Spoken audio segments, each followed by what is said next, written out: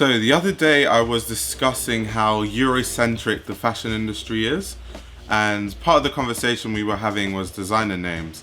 So in this video I'm going to talk about, do you need to pronounce the fashion designer names or designer brands right?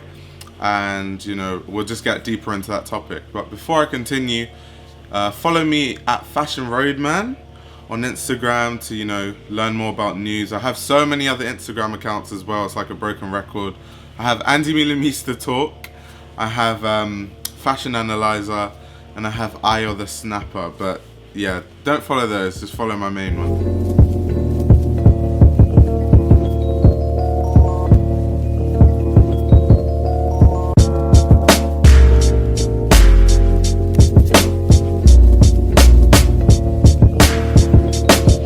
Fashion, there's this thing where you have to pronounce designers' names correctly or the name of designer brands correctly, and that's all fine because ultimately everyone's name should be pronounced correctly in retrospect.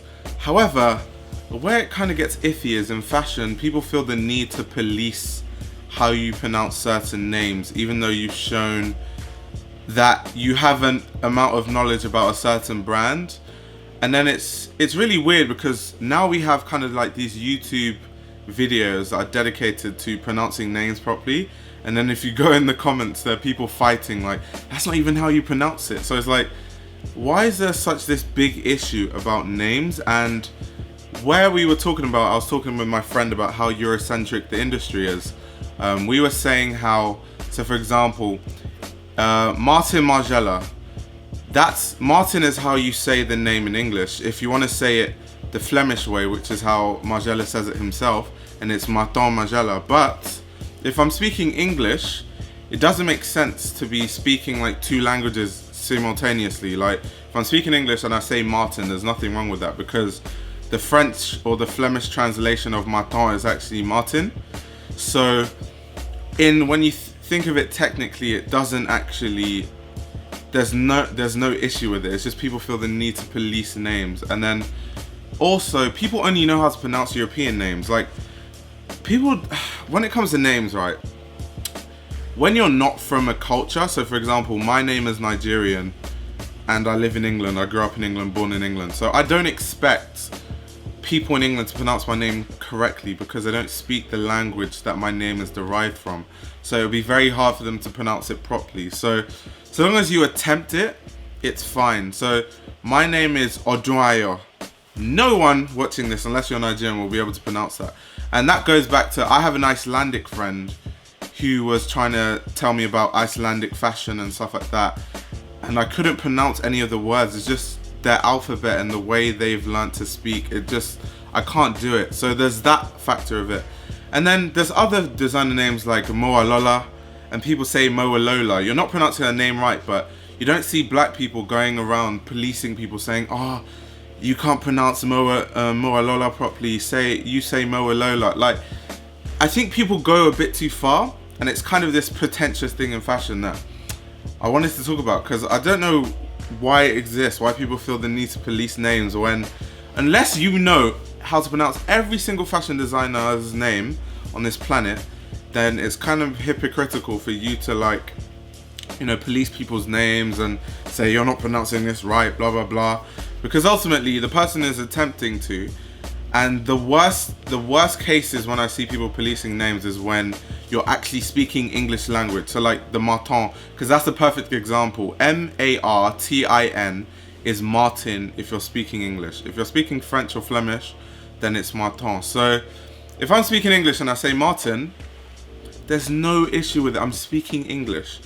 It's just this funny thing in fashion where people want you to speak like 50 languages at once. Like you're speaking English and you're saying, so today I'm talking about Louis Vuitton and Martin Margiela and Walter van Beirendonck, and it doesn't make sense. Like I try, because once again I have an African name and I know people can't pronounce it, so I try my best to pronounce other people's names, and that comes from because I know how it feels when people just butcher your name every day. However, the whole situation where someone's speaking English and they have to keep transferring between different languages, to me it doesn't make sense.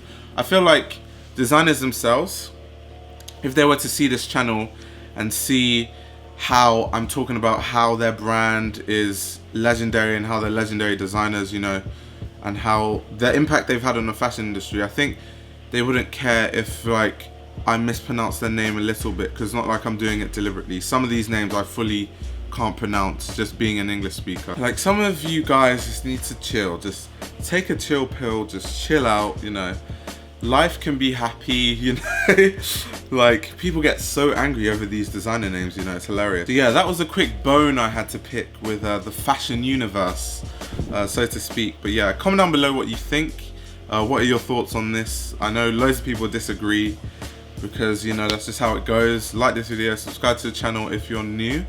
And so recent updates, I'm releasing 3 videos. I don't know in what order. So I wanted to make a video. The OGs on this channel will know about my Who Is videos, where I talk about like a designer and talk about why they're relevant, what they've done in fashion, blah blah blah. I've done like a Who Is Ray Kubo, a Who Is Vivienne Westwood, a Who Is JW Anderson, a Who Is Craig Green, and I can't remember the other ones I've done off the top of my head, but I wanted to do one of those for Margiela. Then I realized his story is too big. Like, I'll show you now. So I was writing a script. I'm not sure if you can read this stuff, but yeah, whatever. I was writing a script on Margiela because I wanted to make a Who Is Margiela. So at first I was talking about like just background knowledge, like his like what they learn at the Royal Academy of Arts in Antwerp that made him kind of design in that way, and his childhood, and then what he's known for. Then I went into important figures like the Antwerp Six, Jean-Paul Gaultier, Jenny, so many points, the number system, the techniques he used.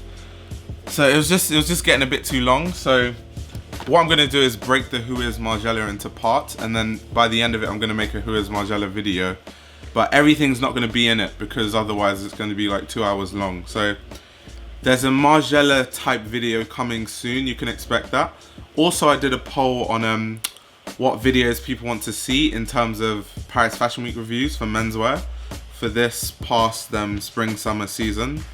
So you guys voted Dior first, then Vetements, then I think Andy, and then I can't remember the rest. I have to check, so I'm gonna release those in that order. And then soon, but not too soon, I'm gonna make a Who Is Andy video, because so many people ask me, like, Andy is your favorite designer, you always talk about Andy, but you've never actually said anything about like going in depth in her career, or like what your favorite collections of hers are and stuff like that. So I thought, yeah, that's actually a good thing for me to do, because it's kind of weird, I haven't really gone in depth into like my favorite designers. So yeah, those are 3 videos coming out. So Andy, Who Is Andy, Dior, Spring Summer 20 review, and a video pertaining to Margiela, but I can't tell you what it's going to be. So yeah, look forward to those. I'm going to start releasing daily videos. I'm going to see how long I can do that. And yeah, on that note, comment down below what you think about designer names and all of that. And yeah, stay tuned for more videos.